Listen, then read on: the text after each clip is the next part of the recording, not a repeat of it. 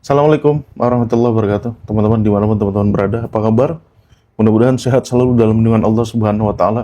Ketemu lagi kita di Tadabbur Live pagi hari Jumat 21 November 2025 dengan tema pembahasan benarkah makna rezeki seluas itu? Ya. Kenapa saya mengangkat tema ini? Pertama, saya lagi menggalakkan ya gerakan untuk belajar bahasa Arab bagi teman-teman. Ya, kepentingannya apa belajar bahasa Arab? Untuk memahami Al-Quran, bukan untuk sok-sok jago depan sosial media ngomong bahasa Arab, dibuat konten, bukan ya. Untuk memahami Al-Quran.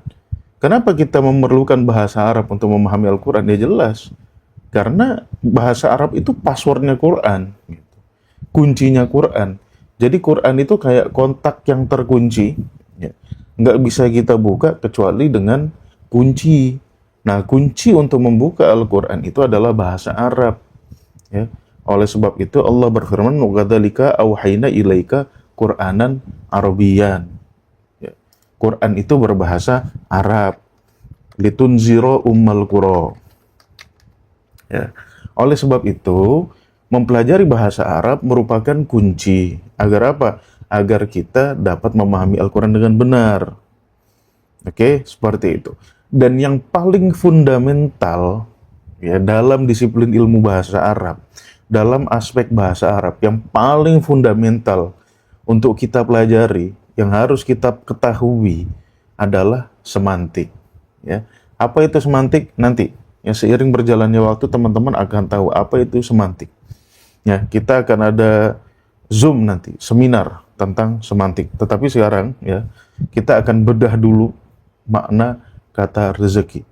Ya, oleh karena Quran berbahasa Arab, maka bedahlah ya setiap kalimat, setiap kata, ya, setiap akar kata dalam Al-Quran dengan bahasa Arab. Ya, bukan dengan ngarang-ngarang kita sendiri, ya, bukan dengan imajinasi kita sendiri, bukan dengan khayalan kita sendiri, bukan. Ya. Sebagaimana apabila kita ingin mendapatkan penjelasan atau keterangan yang tepat tentang makna rezeki. Nah, ini kita harus kembali kepada kaidah semantik bahasa. Kaidah semantik bahasa Arab spesifik. Oke, jangan sampai kita memperluas maknanya atau mempersempit maknanya atau menggeser maknanya atau bahkan menghilangkan maknanya sama sekali. Kenapa? Hanya karena kesalahan kita, kecerobohan kita, ya, suka-sukanya kita. Ya. Walaupun saya tahu di antara teman-teman yang nonton saya ini itu bukan termasuk orang yang suka-suka. Kalian hanya korban. Kalian kan cuma ngikutin. Ya, apa kata ulama si A, ulama si B, atau apa kata ustadz si A, ustadz si B, guru si A, guru si B, kiai A, kiai B, habib A, habib B. Teman-teman kan cuma korban. Sehingga apa? Sehingga teman-teman sulit mendefinisikan. Mendefinisikan. Definisi itu artinya pengertian yang spesifik. Sehingga dia itu berbeda dengan hal lainnya. Itu makna definisi. Sehingga teman-teman sulit menentukan atau memahami ya, makna kata rezeki itu apa. Karena teman-teman terpengaruh, korban. Ya dari apa? Ya dari orang-orang yang mengartikan Quran secara PDW. Ya, mentang-mentang dia ke masjid 5 kali, ya kan dia berhak menginterpretasikan Al-Quran suka-suka dia, pakai imajinasi dia. Aku ke masjid 5 kali kok, tahajudku 1000 rakaat kok. Puasaku Senin Kemis, puasaku Daud nggak putus-putus. Aku sekali duduk baca Yasin 70.000 kali. Oleh sebab itu aku berhak dong menginterpretasikan suka-suka aku, nggak bisa. Tetapi umat Islam hari ini, sampai hari ini, ya, rujukan ulamanya tuh pasti yang rajin tahajud, rajin ini, apa segala macam. Harusnya, kalau kontekstual dengan Al-Quran ya, harusnya yang bisa menginterpretasikan Al-Quran tuh ya ahli-ahli bahasa, ahli-ahli leksikografi, ahli-ahli, apa namanya, mu'jam, ya. Atau ahli-ahli sains, karena informasi Al-Quran itu bersifat saintifik gitu. Bukan ngarang ya. Bukan cuma rajin apa baca Yasin, bukan cuma rajin puasa. Kalau itu nggak bisa menginterpretasikan Al-Quran. Ya, seakan-akan dapat wahyu tambahan, dapat ilham tambahan. Ya, habis itu membuat interpretasi Al-Quran semua gue, nggak bisa gitu. Akhirnya apa? Akhirnya sekarang umat Islam akidahnya kacau balau. Ayo, siapa yang berani nantang? Ayo, aku bisa buktikan semua akidah Islam itu komprehensif, rasional, tidak ada kelengkungan sama sekali, tidak ada kebengkokan sama sekali. Nggak mungkin. Ya. Berani nggak aku kayak gitu di depan saintis, ya, apalagi saintis-saintis yang jenius, habis kau, ya, kena bully kau. Kau bilang manusia turun dari langit, naik ke langit, tinggal di langit, turun lagi pas hari kiamat, habis kau. Itu mitos semua itu. Nggak mungkin kita bisa membela argumen Qur'ani dengan argumen-argumen kayak gitu di depan saintis. Seperti itu. Oke? Nah, jadi itu dampaknya teman-teman kalau kita mengartikan Al-Quran sekarpe dewe, suka-sukanya, gitu ya. Seperti itu. Nah, sekarang kita ingin mencari makna rezeki, ya, yang diperluas. Jujur aja, teman-teman lihat aja video saya, video ketiga sebelum video yang terakhir. Selain video yang disematkan ya, kan yang disematkan ada 3 tuh. Nah, kemudian kan ada video yang pertama, video kedua, video ketiga. Nah, itu kan saya bahas rezeki. Ya, saya tontonkan kepada teman-teman. Itu the first video saya buat kompilasi, ya, di mana ustadz-ustadz itu memberikan definisi tentang rezeki. Ya, ustadz-ustadznya itu bukan ustadz kampung yang saya kasih di situ, ustadz nasional. Ustadz nasional, Habibnya Habib nasional, ustadznya ustadz nasional. Lihat bagaimana mereka mendefinisikan. Tetapi saya yakin definisi ini bukan lahir dari otak mereka sendiri. Kenapa? Karena mereka masing-masing bawa rujukan. Jadi mereka tuh pengikut, ngikut doang, ngekor doang pada hakikatnya. Gitu. Berpikir, enggak, ngekor aja gitu. Yang lalu bilang apa? Gini gitu. Ya. Jadi bagi saya, ya kalau cuma ngekor doang tuh, Quran nggak pernah merintahkan kita ngekor doang. Ya. Quran tuh memerintahkan kita mikir, ya kan, mikir benar. Ya. Jangan sampai cuma ngekor doang, gitu. Ya, sedangkan hari ini kita yang ngekor aja, gitu. Bahkan sampai tingkat akademisi, sampai tingkat nasional kerjaannya ngekor, gitu. Nggak mau mikir. Seperti itu. Nah, itulah kebiasaan kita. Itulah kebiasaan IQ masyarakat yang rata-rata IQ-nya 78,4. Ya, turun 8 lagi, ya. Sama kayak gorila dah. Oke? Nah, itu kerjaan kita. Oke? Nah, beberapa argumen menyatakan, teman-teman bisa lihat videonya ya, saya nggak bohong, saya nggak AI, nggak generate AI untuk menampilkan kompilasi video itu, nggak. Ada yang mengatakan keturunan itu rezeki. Keturunan rezeki. Ya kan? Nah, kita sulit menentukan iya atau tidak, karena kita nggak tahu makna rezeki itu apa. Gitu. Nggak tahu kita. Ya, akar katanya apa, makna dasarnya apa, penggunaan dalam Al-Quran gimana, nggak tahu. Nggak pernah diajarin soalnya kita. Kita diajarin langsung, kesehatan itu rezeki, keturunan itu rezeki, seta. Rezeki itu bahasa Arab. Ya. Apa akar katanya? Tanya dulu. Ya.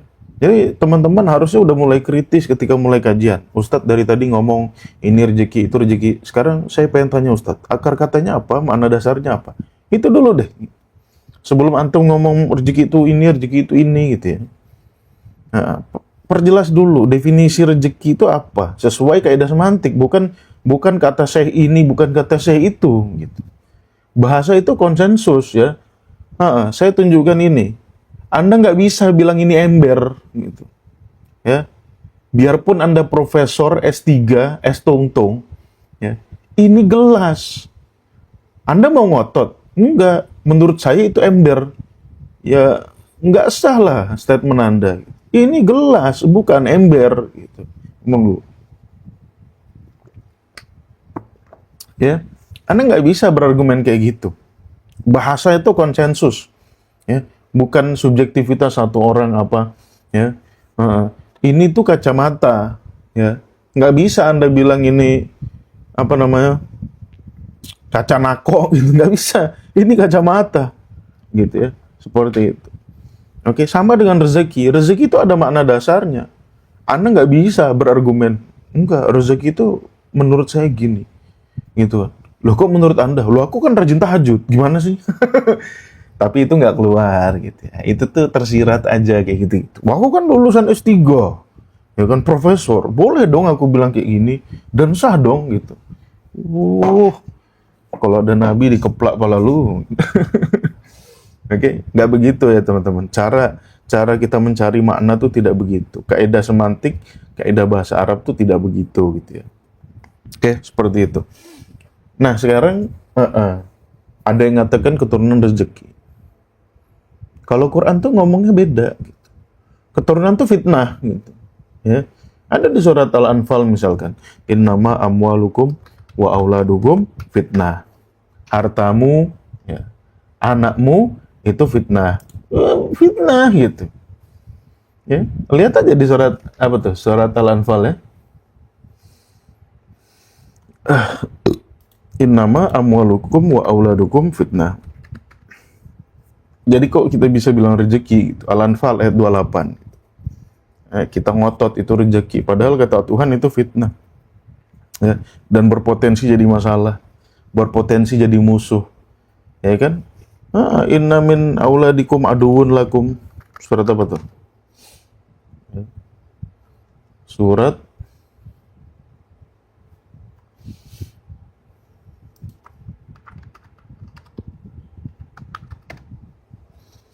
At-Taghabun ayat 14. Ya ayyuhalladzina amanu inna min azwajikum wa auladikum. Sesungguhnya sebagian dari istrimu dan anakmu ada yang akan menjadi musuhmu. Ini kan potensi, anak itu bisa jadi musuh. Kok dibilang rezeki itu gimana ceritanya? Oke? Kemudian ada yang bilang kesehatan rezeki. Antum bisa buka mata, itu rezeki. Ya. Ketenangan itu rezeki. Ya. Yang lebih ngaco lagi bilang apa? Iman dan Islam itu rezeki. Iman dan Islam rezeki. Iman itu kita pilih sendiri. Ya. Islam itu konsekuensi kita pilih sendiri. Bukan rezeki gitu. Seakan-akan itu apa namanya? Keterberian, enggak lah gitu. Anda mau beriman ya Anda usaha sendiri. Anda berprinsip Islam ya Anda yang komitmen sendiri. Ya. Seperti itu. Nah, ada lagi yang lebih ngaco lagi, ya. Rezeki adalah pahala. Yo kabeh aja lu sebut rezeki gitu loh. Ya. Nah, sekarang kita akan hantam argumen-argumennya. Ya. Jangan hantam ustadznya, melanggar hukum. Jangan hantam sumbernya, itu melanggar hukum. Yang kita hantam argumennya aja, kita hantam argumen. Pakai apa? Pakai argumen semantik, pakai argumen takwil Qur'ani. Oke, seperti itu. Jadi bukan saya ngarang sendiri nih. Ya. Nanti apa yang saya omong nih teman-teman bisa cek. Yang di kamus, di mana bisa cek. Gitu ya. Sama seperti saya bilang 1 tambah 1 2. Ya. Itu mau orang Jepang, mau orang Jerman, mau orang Korea, ya 1 tambah 1 2. Gitu. Ya seperti itu. Oke. Ada orang bikin pesawat di Amerika gitu. Komposisinya begini, ya kan, pengaturannya begini. Itu diterapkan di Jerman, di mana? Itu akan works, ya akan bekerja seperti itu. Ya. Nah, sama seperti yang akan saya bahas pagi hari ini. Jadi, kita di sini ya bukan dalam rangka sok pinter, ya. Nyalah-nyalahin orang enggak. Yang saya salahin bukan orangnya, yang saya salahkan argumennya. Gitu ya. Kalau orang itu ya bisa salah, bisa benar, wajar aja. Nah, tetapi argumennya yang akan kita hantam. Alright?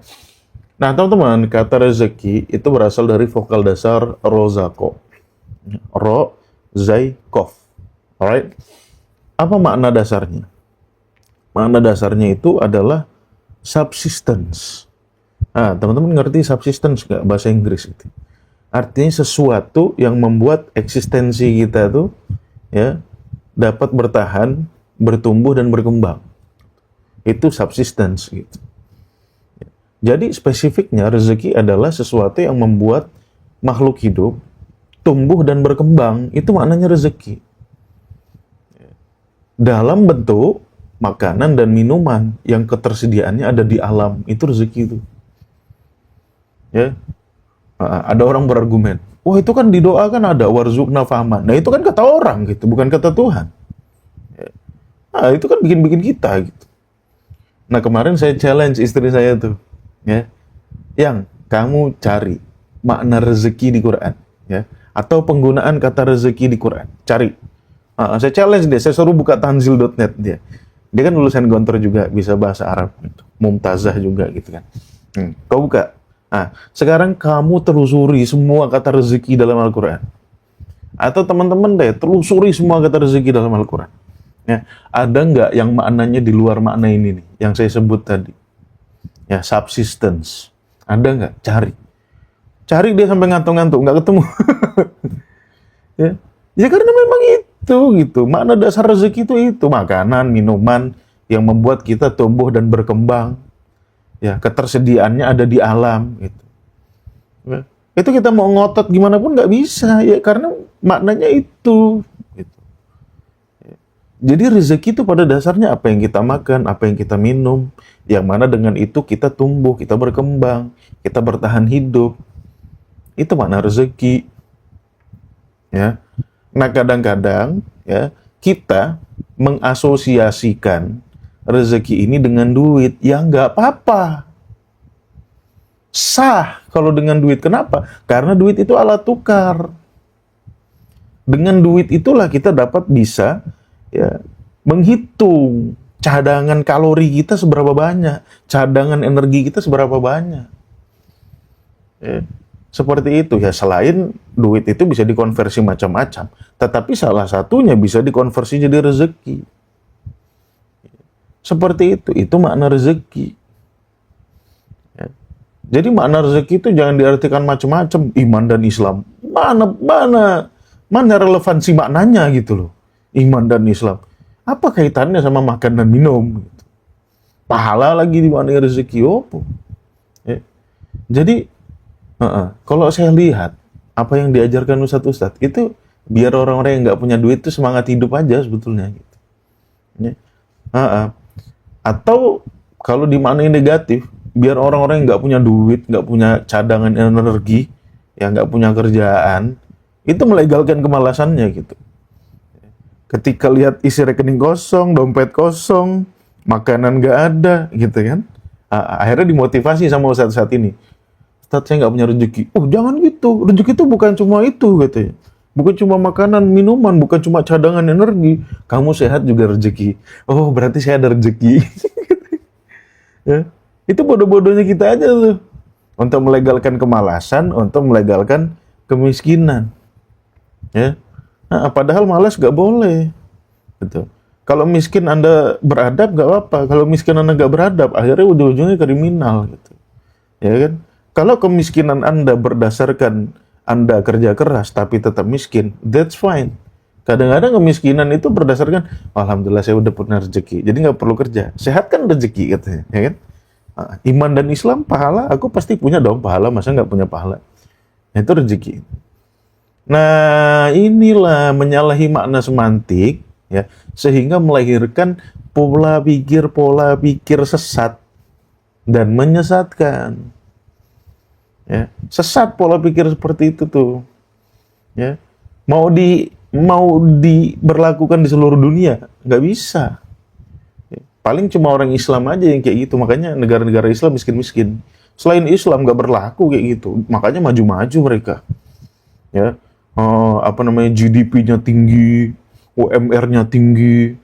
Ya, UMR London, UMR yang paling tinggi itu UMR-nya mana ya?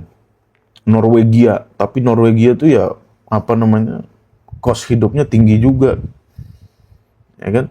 Nah itu negara-negara maju, negara-negara bahagia, negara-negara berkembang gitu. Kita negara-negara tertinggal, alhamdulillah bisa buka mata, celik rezeki, ya. Jadi sudah sesat, bodoh gitu, gak karu-karuan. Dan dia ya menganggap kesesatan dia itu aku sudah Islami, aku sudah Qurani, mbah mulai. Ya. Kok hidup sesat kayak gitu merasa dirinya Qurani, merasa dirinya Islam, itu aneh. Oke, itu dari semantik ya, dari sisi semantik. Sekarang kita akan bahas dari sisi takwil. Ya, takwil.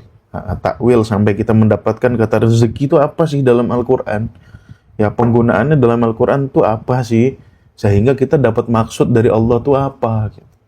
Ya kan? Kita ini pengen tahu maksud Allah ngomong rezeki itu apa. Kita nggak pengen tahu si Syekh ini ngomong apa, Syekh itu ngomong apa, nggak pengen tahu kita. Yang kita pengen tahu maksud Tuhan ngomong rezeki itu apa. Oke? Tadi kan dari semantik udah. Sekarang kita cari dari sisi takwil Qur'aninya. Ya. Dari sisi takwil Qur'aninya. Takwil dari kata awwala yu'awwilu, artinya penelusuran kronologis. Ini loh. Saya tuh live kayak gini capek teman-teman. Mikirin, mendefinisikan, cari lagi, menyederhanakan bahasa itu nggak mudah. Ya. Takwil dari kata awwala yu'awwilu, dari kata awal. Ya, artinya apa? Penelusuran kronologis dari titik kejadian sampai titik awalnya bagaimana. Itu makna takwil. Anti ngarang-ngarang nih. Saksinya istri saya lah. Sebelum live kayak gini, lihat nih di screen saya. Ya, catatan nggak ngarang ini. Ya takwil, susunannya apa? Mikirin judul, bikin desain, apa segala macam. Ya, nggak ngasal apa kalau ceramah ngelihat muka yang di depannya. Mukanya kayak gini, nebak-nebak. Ya, itu sih lucu namanya gitu ya, sok-sok menjadi wali. Oke, sekarang kita takwil. Ya, kita takwil apa makna rezeki. Alright. Sekarang kita buka surat Ad-Dzariyat ayat 22 ya. Nah, teman-teman boleh sambil buka Al-Qur'an. Kita buka surat Adz-Dzariyat ayat 22 di mana Allah berfirman, wa fis sama'i rizqukum wa ma tu'adun. Dan di langit ada rezekimu dan apa-apa yang dijanjikan untukmu. Oke? Sambil buka nih. Ya, sambil buka Quran. Ini saya kasih takwilnya nih, ya. Jadi saya tidak hanya mendefinisikan secara semantik, saya kasih juga takwilnya bagaimana penggunaan rezeki dalam Al-Qur'an. Alright? Buka surat Adz-Dzariyat ayat 22, wa fis sama'i rizqukum wa ma tu'adun. Di langit ada rezekimu dan apa-apa yang dijanjikan kepadamu. Nah, ayat ini kalau dipahami mitos, jadi mitos dia. Ya, kalau tidak ditakwil, tidak disusun secara kronologis sampai dapat pemahaman yang jelas, yang realistis, ini bisa jadi mitos. Ya. Kenapa? Soalnya saya pernah. Ya, saya pernah pengalaman sholat Jumat di salah satu masjid. Ya. Khotibnya bilang apa? Khotibnya baca ayat ini nih. Persis ayat ini nih, Az-Dzariyat ayat 22. Apa dia bilang? Rezeki kita sudah ditentukan di langit. Ya kan? Sudah dicatat di langit. Ya. Oleh sebab itu Allah berfirman di surat Adz-Dzariyat ayat 22. Wa fis sama'i rizqukum wa ma tu'adun. Jadi mitos, ya. Al-Qur'an jadi mitos. Padahal dia belum takwil, dia belum memahami ayat ini, ya, dengan ayat-ayat yang melengkapi penjelasan ayat ini gitu. Sehingga dia sesat sendiri dan itu disampaikan di mimbar. Dan sialnya nanti siang kita harus mendengarkan lagi. Kayak gitu-gitu persis ya. Ya, saya makanya setiap khutbah Jumat tuh aduh galau. Mending ngelamun daripada dengerin khotibnya. Ya. Seperti itu, ya. Wa fis sama'i rizqukum wa ma tu'adun. Nah, ini kita cari dulu penjelasan lainnya. Kalau kita belum dapat penjelasan yang logis dan realistis, cari dulu penjelasan di ayat lainnya. Telusuri dulu. Maksud Tuhan di langit ada rezekimu nih apa? Oke, secara semantik sudah ketemu kan tadi. Rezeki ini apa yang kita makan, apa yang kita minum. Oke, maksud Tuhan ya di langit ada rezekimu itu gimana? Ya kan? Ini perlu kita cari. Teman-teman yang ngerti sains, Anda beruntung. Anda pasti langsung nebak. Otak Anda tuh langsung bisa mentakwil. Kalau Anda ngerti sains, kalau IQ Anda di atas 100. Ya. Apalagi di atas 120. Ya. Kalau Anda ngerti sains, Anda membaca surat Az-Dzariyat ayat 22, pasti Anda langsung connect gitu. Maka beruntung Anda yang ngerti-ngerti sains itu. Makanya saya itu sangat suka dengan konten-konten kreator yang membahas sains. Sangat suka. Gitu. Mereka tuh pintar ya berpikirnya sistematis, runut daripada ngelihat ceramah-ceramah itu nggak jelas. Ya. Nah, Anda yang ngerti sains, Anda pasti ngerti kenapa Allah katakan di langit ada rezekimu. dan apa-apa yang dijanjikan kepadamu. Ya. Nah, kalau kita ingin mentakwil ayat ini, kita cari dong penjelasan di ayat lain. Apa sih yang ada di langit ini?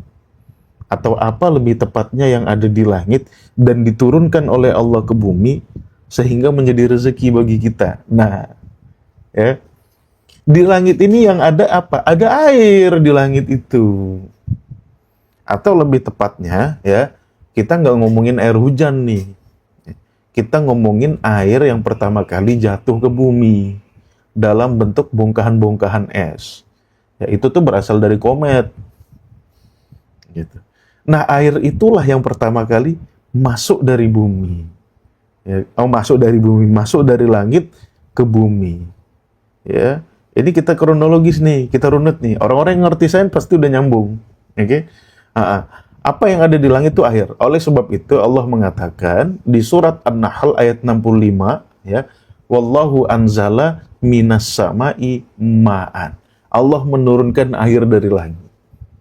Ya.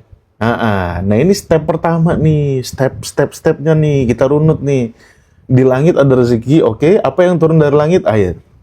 Alright? Seperti itu. Dalam bentuk bongkahan-bongkahan es. Alright?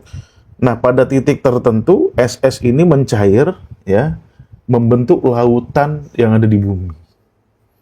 Alright? Nah, setelah itu, ini ada kaitannya juga dengan ozon, dengan Ares. Oke? Ozon atau Ares ini, ya bahasa Qur'annya Ares. Kemarin kita sudah bahas ya. Ares itu maknanya ozon, ya. Yang belum nonton rekamannya, wah Anda nggak bisa. Kalau Anda nggak tergabung di grup Tadabbur Institute, Anda nggak bisa nonton rekamannya. Jadi pastikan Anda ikut live saya gitu. Oke? Nah, lapisan ozon ini menjaga suhu bumi tetap hangat, ya, sehingga panas yang dipancarkan oleh matahari, ya, itu dapat terperangkap di lapisan bumi, ya, sehingga komet-komet yang tadinya bentuknya es, ya, itu mencair sehingga membentuk lautan. Komet apa? Lo benda-benda langit itu gede gitu. Bumi ini kecil sekali kalau dibandingin benda-benda langit yang lain, matahari misalkan. Wah, dibandingkan Jupiter, wah berapa, kita nggak, is nothing gitu kan, seperti itu. Ya, jadi air inilah yang pertama kali masuk ke bumi, ya. Kemudian selanjutnya terjadi siklus hidrologi. Ya. Air-air di lautan ini, ya, kemudian karena ada lapisan ozon, panas di bumi terperangkap, ya, akhirnya air-air ini menguap. Kemudian terjadilah lapisan-lapisan awan, kemudian sampai awannya itu penuh dengan uapan. Ini teman-teman cari lebih detailnya di sains ya. Kalau saya jelaskan skenanya aja, yang penting nyambung gitu, teman-teman ya. Nah, kemudian awan-awan yang membawa muatan air ini, ya, siklus hidrologi, wah masa nggak ngerti siklus hidrologi sih? Kan ada 3 siklus hidrologi. Ada siklus hidrologi pendek, ya, nguap di laut, turun langsung ke laut, itu pendek, ya. Ada siklus hidrologi sedang, menengah, atau apalah namanya, ya. Nguap air, awannya kehembus angin, turun di daratan, ya, itu sedang, ya. Ada lagi siklus hidrologi jauh, ya. Nguap air, awan ketiup sampai ke dataran tinggi, ya, turun hujan. Oke, ya. Nah, siklus hidrologi ini digambarkan loh dalam Al-Quran, ya. Jadi yang ngomong hujan turun atas izin Allah tuh seakan-akan Quran nggak nerangin gitu bagaimana hujan terjadi, ya. Contohnya di surat Al-A'raf ayat 57, ya. Huwallazi yursilur riyaha busyran baina yaday rahmatah hatta idza aqallat sahaban thiqalan suqnahu li baladin mayyit. Kamilah yang mengirim, ya, angin-angin sebagai kabar gembira, merupakan rahmatnya. Kemudian sampai awan itu berat muatan airnya, ya, turunlah hujan atas suatu negeri yang mati, yang kelaparan, ya. Nah, ini yang dimaksud dengan siklus hidrologi dalam Al-Quran. Ada juga di surat Al-Hijr ayat 22. Wa arsalna riyaha lawaqiha. Ya. Kami mengirim angin ya yang mengandung. Lawaqih itu artinya mengandung. Fa anzalna minas sama'i ma'an fa asqainakumuhu wa ma antum lahu bikhazinin. Habis itu turun air darinya. Ya. Dan dengan itu kami ngasih minum kalian manusia. Yang mana kalian tidak bisa menampung itu. Gitu. Ya gimana? Kalau nggak ada siklus hidrologi susah loh manusia.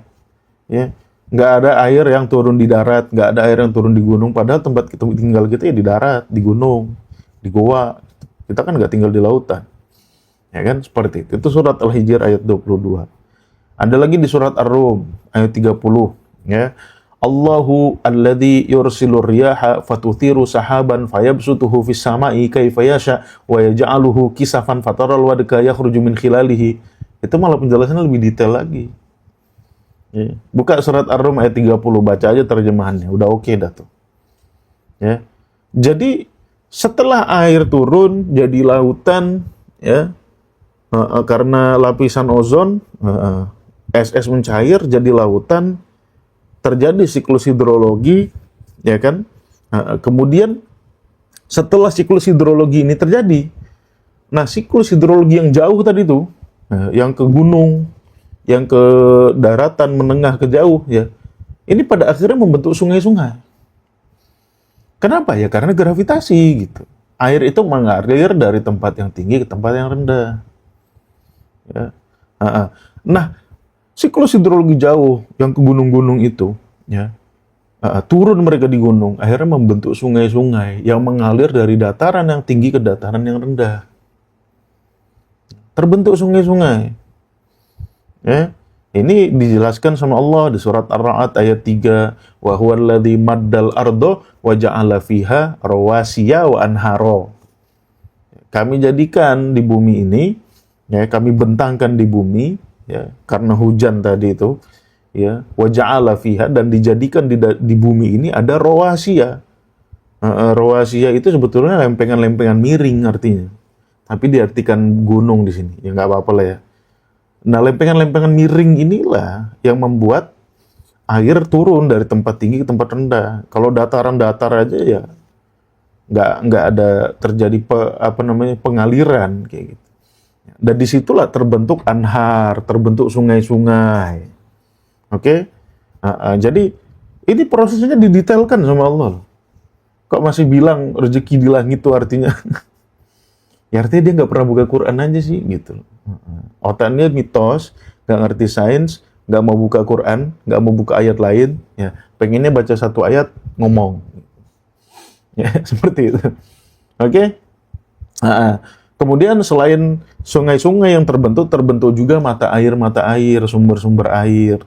Ya, di surat Az-Zumar ayat 21. Alam taro annallah anzala minas sama'i ma'an. Tidakkah kamu melihat, ya, Allah menurunkan air dari langit, fasalakahu yanabi'a fil ardi. Dengan itu Allah menjadikan mata-mata air yang buong, ya, jamaknya yanabi', mata-mata air yang ada di bumi.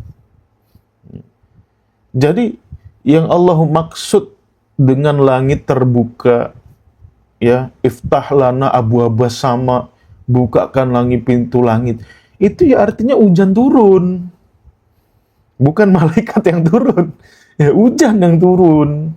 Ya, itu tuh seperti gini, seperti ketika Nabi Nuh itu, ya, banjirnya ini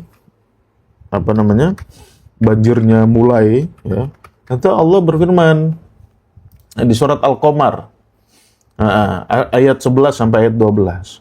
Fa fatahna abwaabas sama bima'in munhamir. Maka kami buka pintu langit, ya, dengan menurunkan air yang tercurah. Jadi kalau ngomongin langit terbuka, itu maksud Al-Quran itu terbuka karena airnya mau turun, mau hujan. Jadi otakmu tuh harap realistis memahami Al-Quran. Jangan berharap pintu langit terbuka, cahaya memancar, malaikat turun. Nah itu namanya mitos. Oke? Ya, jadi kalau Allah bilang fajarna iftahlana abu abas sama itu maksudnya itu hujan. Ya, langit terbuka, ya. Seperti itu. Oke? Jadi ini, ya, air ini siklus hidrologi membentuk sungai, membentuk sumber-sumber air di darat. Oke?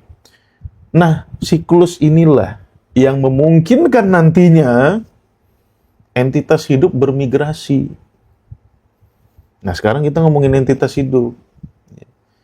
Entitas hidup, kenapa? Karena rezeki kita tuh semuanya dari entitas hidup. Ya, kecuali orang Lamongan makan tanah liat. ada orang Lamongan, makanan khas Lamongan tuh ada makanan tanah liat tuh. Tapi bola aneh lah itu ya. Nah, kenapa itu bisa dimakan sama manusia? Ya karena manusia ada unsur tanahnya. Kalau nggak mati itu kita makan benda mati ya. Nah, nggak bisa, kita tuh nggak bisa makan benda mati. Yang kita makan tuh benda hidup. Ya, mungkin tanah pengecualian. Tanahnya pun dipilih itu yang makanan khas Lamongan. Apa sih yang makanan khas Lamongan tuh yang dari tanah tuh ya? Geplak atau apa namanya? Ada kamu browsing. Itu dijual di Shopee tuh, ada tuh tanah liat gitu. Nah, kenapa manusia nggak mati makan itu? Itu penjelasannya di Quran gitu. Karena tanah itu salah satu unsur pembentuk kita. Gitu.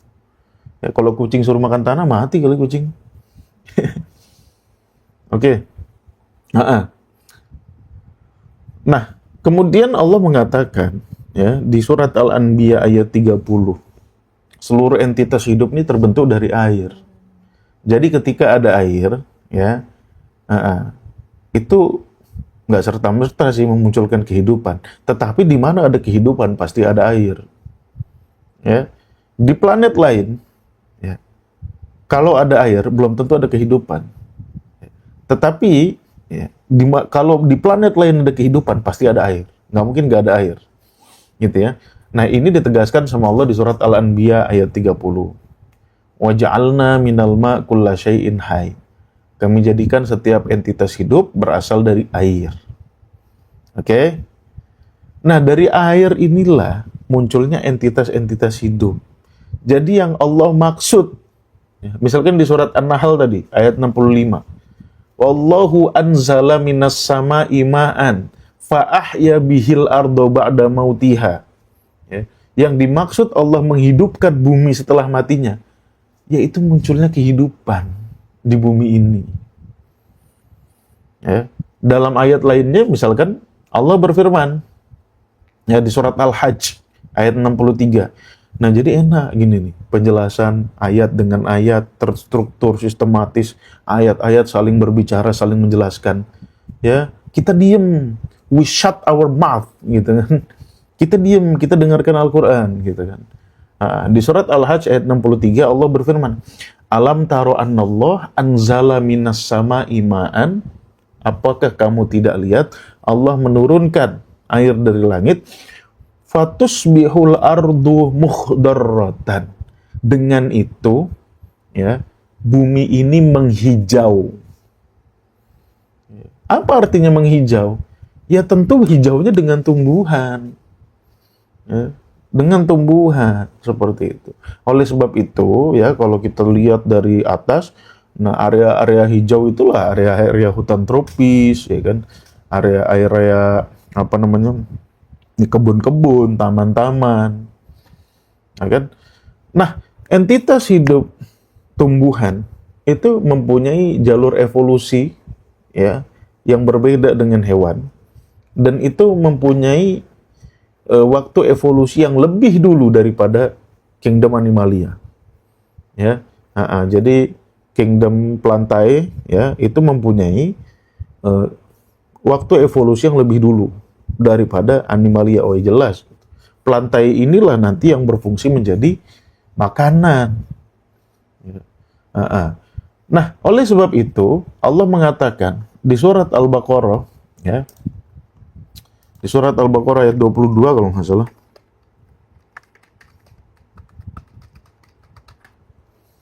ya, Alladzi ja'ala lakumul ardo firasyan. yang menjadikan bumi bagimu hamparan. Was samaa binaan wa anzala minas sama'i ma'an fa akhraja bihi minas samarot. Ya. Siklus hidrologi ini pada akhirnya menciptakan entitas hidup, dan entitas hidup pertama kali yang ada di muka bumi, ya, itu melahirkan tumbuhan. Ini terlalu singkat sih saya ngomong kayak gini. Kalau teman-teman mau cari yang lebih detailnya, silakan cari di YouTube atau di TikTok. Banyak yang menjelaskan. Ya. Pada akhirnya tumbuhan-tumbuhan ini lahir. Dan Quran itu menjelaskan dengan detail loh istilah-istilah tumbuhan ini. Saya udah tulis di buku ayat-ayat evolusi. Ya, menjelaskan dengan detail istilah-istilah tumbuhan dalam kehidupan kita. Ya. Ada Allah nyebut sebagai khodir, ya, tanaman-tanaman hijau, ya, khodir, dan itu kita bisa asosiasikan dengan gangga-gangga hijau, ya, cyanobacteria gitu, ya, gangga hijau kali ya. Nah, itu sains lah.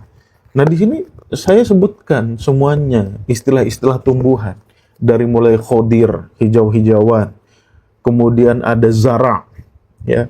Awalnya itu entitas tumbuhan tidak tertanam, ya, karena dia tempatnya di laut gitu.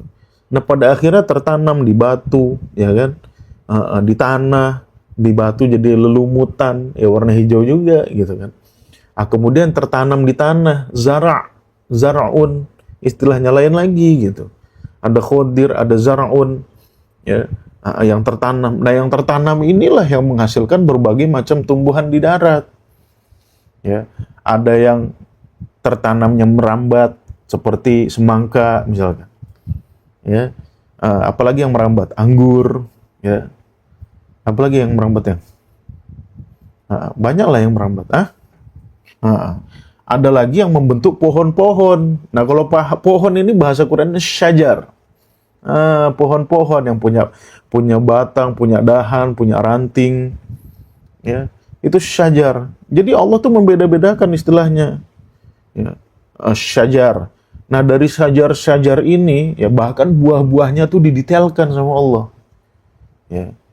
Ada yang mutasyabih, ada yang ghairu mutasyabih, ada yang berbuah tunggal, ada yang berbuah kembar. Ya, kalau teman-teman mau tahu detailnya nih di buku saya ini, ayat-ayat evolusi. Saya jelaskan di sini secara detail, ya. Bagaimana Allah menjelaskan tumbuhan itu berevolusi, penyebarannya bagaimana, ya, sehingga bisa lahir ke daratan-daratan, ya. Tumbuhan yang di daratan punya akar itu kan mencari air di dalam, ya. Tumbuhan itu semuanya butuh air, nggak ada tumbuhan yang nggak butuh air. Oke? Nah, kalau kita kembali lagi, ya, kita misalkan kita pergi ke ayat lain dulu deh, ya. Kita misalkan pergi ke ayat lain dulu, ke surat Abasa, ya. Surat Abasa bukan? Nah, surat Abasa, ya. Di situ Allah sedikit menjelaskan runutannya. Falyanzuril insanu ila ta'amih, kata Allah. Maka hendaklah manusia melihat kepada makanannya, apa yang dia makan. Kita suruh ngeliat nih, ya. Let's say apa? Bakwan atau apalah, tempe goreng misalkan. Ya. Dari mana makanan kita ini? Ya, kita disuruh ngeliat sama Allah gitu. Tapi ada beberapa ustadz yang mengatakan falyanzuril insanu ila ta'amih untuk apa yang memperhatikan makananmu halal atau haram gitu ya. Nah, itu on-nya tuh nggak pernah belajar gitu. Ini tuh Allah suruh memperhatikan apa yang kita makan. Coba let's say apa teman-teman makan apa? Roti, oke.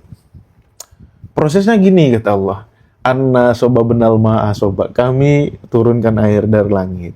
Tumma syakoknal ardo syakok, kemudian kami belah bumi, ya kan, untuk menimbulkan sungai-sungai tadi, ya, mata air tadi. Fa'ambatsna fiha habba, kami tumbuhkan benih-benih, ya. Kemudian dari benih ini nanti menjadi wa inaban wa qodba, wa zaitunan wa nahla. buah-buahan. Setelah buah-buahan jadi wahadaiko gulba, menjadi hadikoh, menjadi kebun-kebun. Ya, wa fakihatan wa abba. Kemudian memunculkan juga fakihah, buah-buahan yang lainnya. Mahta'an lakum wa li an'amikum. Jadi kalau kita nggak mau nurut perintah Allah, Allah bilang coba lihat makananmu. Apa? Kamu makan roti. Roti dari mana? Dari gandum, ya, dari air, dari telur.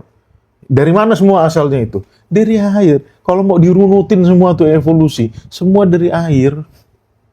Air turun dari mana? Dari langit.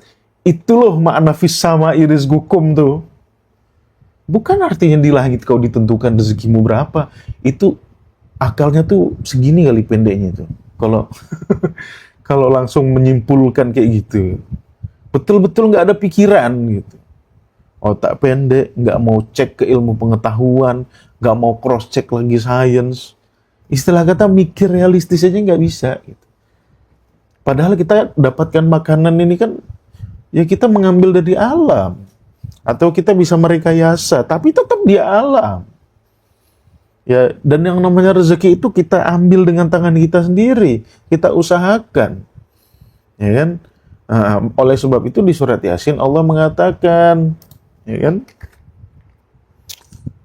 Ma amilathu aidihim. Ya.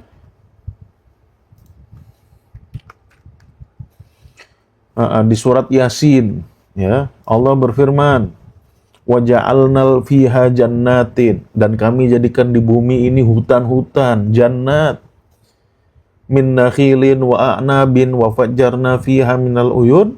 Untuk apa kami jadikan itu?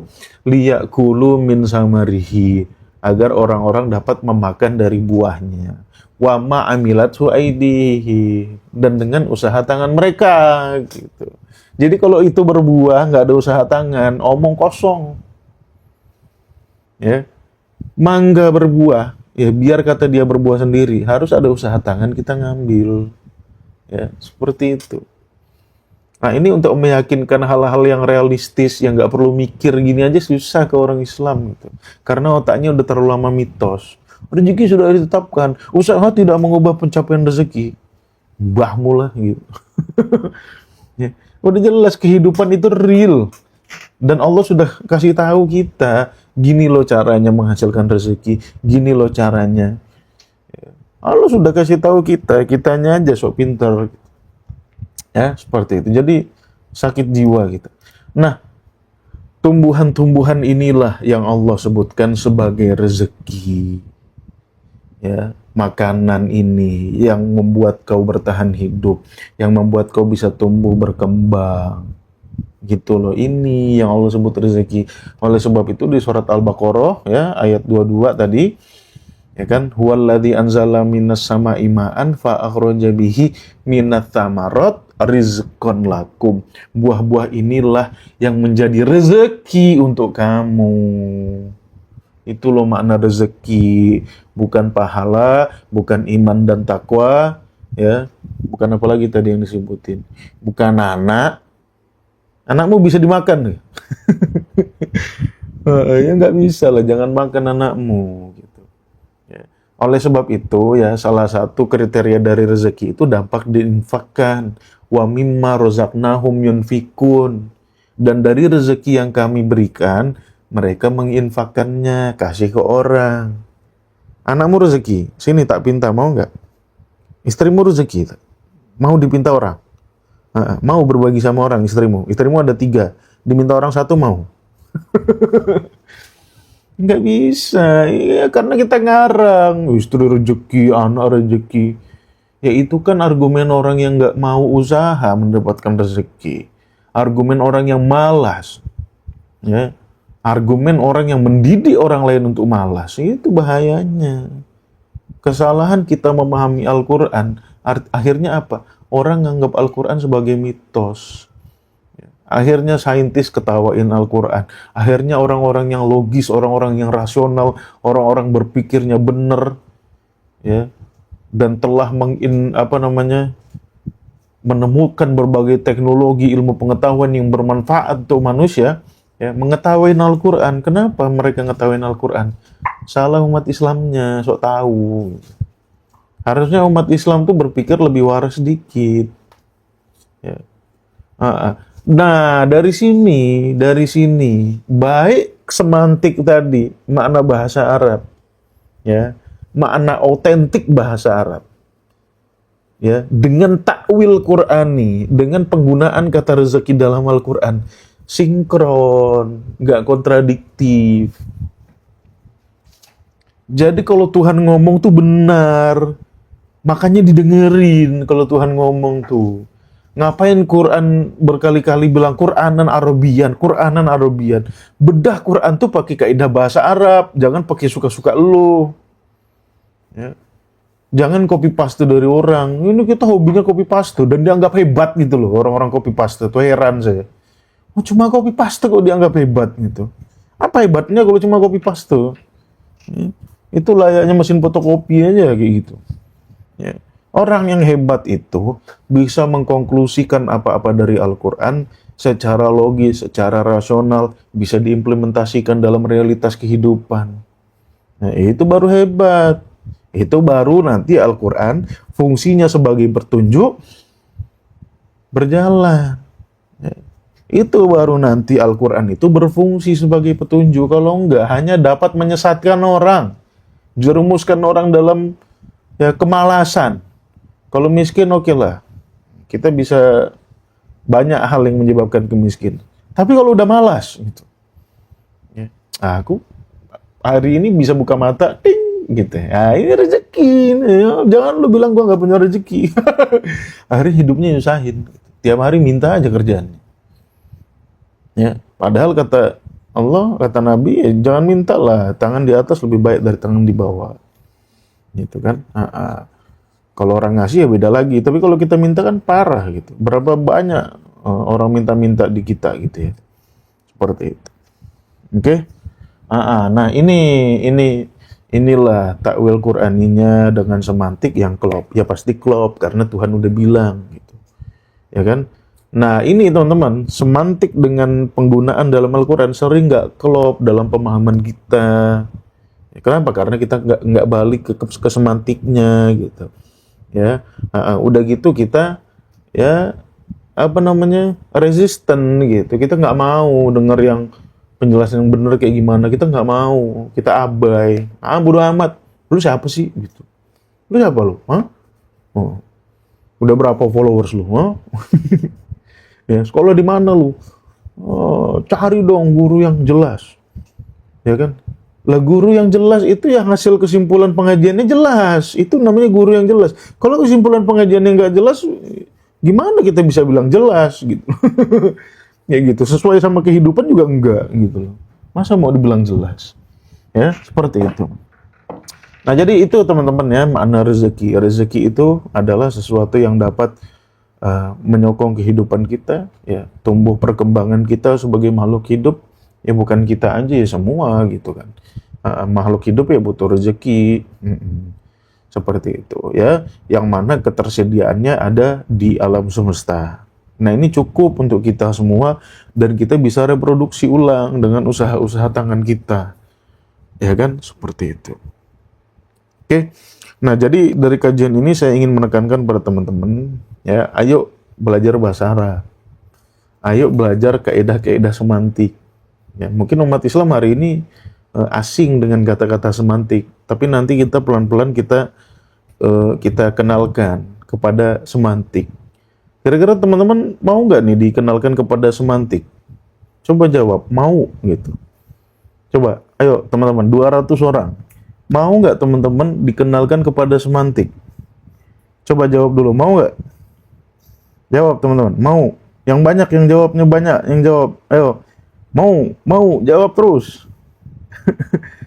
Mau nggak kita kenalkan kepada semantik, ilmu makna semantik gitu? Mau ya? Mau banget ya? Nah, wah, 50 orang. Ayo ketik mau.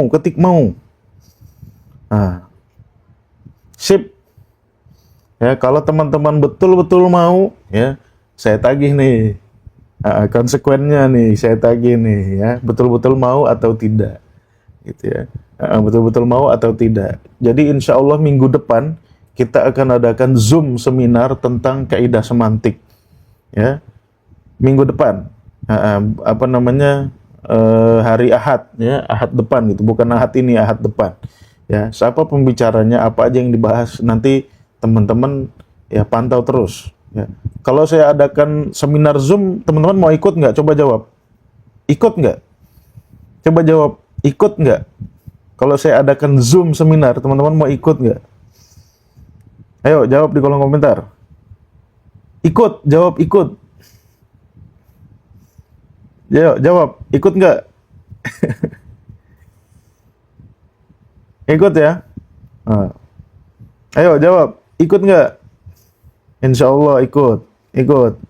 Jawab yang banyak, ikut. Oke, sip. Saya suka semangatnya, tetapi saya tagih konsekuensinya atau konsistensi dari teman-teman gitu. Silakan ya, tunggu aja ya, nanti saya akan kasih aba-aba. Yang penting teman-teman pantau live-nya di Tadabbur Institute Senin sampai Rabu jam 19.30 waktu Indonesia Barat. Ya, di kajian saya Kamis sampai Sabtu jam 5 pagi waktu Indonesia Barat. Di salah satu kajian live minggu depan saya akan umumkan ya kapan teman-teman harus masuk grup WhatsApp. Nah, nanti di grup itulah saya akan informasikan tentang Zoom seminar. Ya, jadi aba-abanya saya kasih tahu, saksikan live ya di Tadabbur Institute Senin sampai Rabu atau di akun Guru Mulia Kamis sampai Sabtu. Di salah satu live ini saya akan umumkan kapan teman-teman harus masuk ke grup WhatsApp. Ya, disitulah atau di grup WhatsApp itulah nanti saya akan kabarkan seminarnya kapan, ya detailnya bagaimana, link Zoom-nya apa namanya di mana, di situ di grup itu ya. Jadi teman-teman jangan miss untuk kegiatan live minggu depan, ramaikan terus. Oke, siap ya teman-teman ya. Saya tagih. Alright, itu aja teman-teman pembahasan kita pada pagi hari ini. Semoga teman-teman mendapatkan manfaatnya. Kalau ada yang buruk-buruk dari perkataan saya tadi, dibuang aja, ambil yang positifnya aja. Kalau ada salah-salah kata, saya mohon maaf. Saya tidak ada maksud untuk menjelekkan siapapun ya, saya hanya bermaksud untuk islah. Ya, orang itu bisa berbuat salah, itu wajar gitu ya. Orang itu kalau berbuat salah wajar, baik disengaja ataupun tidak. Dalam ranah apapun, dalam ranah keilmuan, dalam ranah praktek itu wajar. Tetapi ketika kita sudah tahu yang betulnya gimana, ya kita betulin lah. Masa dibiarin salah terus gitu ya. Nah, masa kita mau ngotot hanya karena yang garap ini orang pinter, ya tapi salah kita ngotot, ya nggak bisa gitu. Kalau kita beli sepatu Adidas, ternyata baru dipakai sekali sobek gitu kan. Wah, padahal ini produksi asli dari Jerman. Ya tetap aja gitu. Yang namanya produksi manusia bisa salah. Oke, itu aja teman-teman. Wabillahi taufiq wal hidayah. Assalamualaikum warahmatullahi wabarakatuh.